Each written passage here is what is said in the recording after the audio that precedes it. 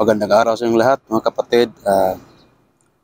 Ah, Nais kong pag-usapan, mga kapatid, yung kaligtasan ating lahat, no, bilang isang Kristiyano. So, paano natin ihahalin tulad yung kaligtasan? So, nabanggit ang Panginoon na inaanyayahan tayo na pumunta sa kanyang paaralan. So, mababasa mo yan sa nakalimutan ko lang yung eksaktong location po, yung setas ng verses na yon, na inaanyayahan tayo na pumunta sa kanyang paaralan upang aralin ang kanyang mga katuruan, mga kapatid. Kaya nga, hinihahalin tulad niya uh, yung kanyang mga sangkatauhan na nasa loob ng kanyang paaralan. So, nandyan tayo upang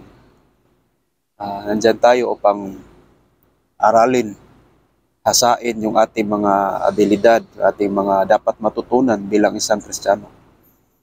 At dahil dyan, so kailangan natin ng reference. Kailangan natin ng uh, mga reference kung ano yung dapat na sundin natin. So, binigyan tayo ng Diyos ng ng kasulatan, yung Old Testament, saka yung ngayong Bagong Testamento.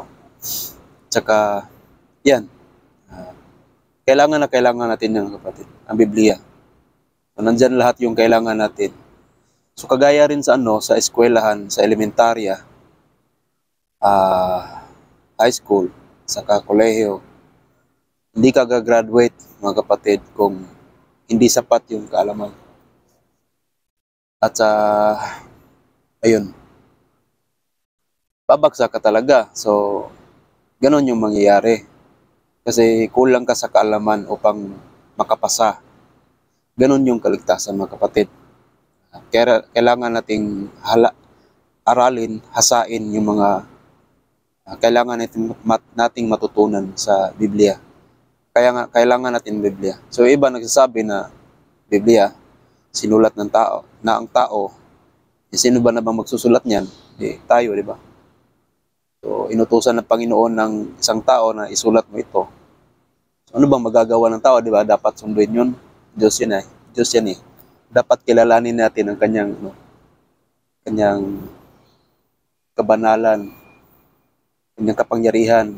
Dapat tayo ay lumuhod sa kanyang harapan, sumunod sa kanyang gusto dahil siya yung ating creator, di ba? Yun nga. Ganun lang yun, mga kapatid. Sana po ay may natutunan kayo sa video ko ngayon. Ingat kayo lahat at sana ay bigyan tayo ng malakas na pangangatawan. God bless.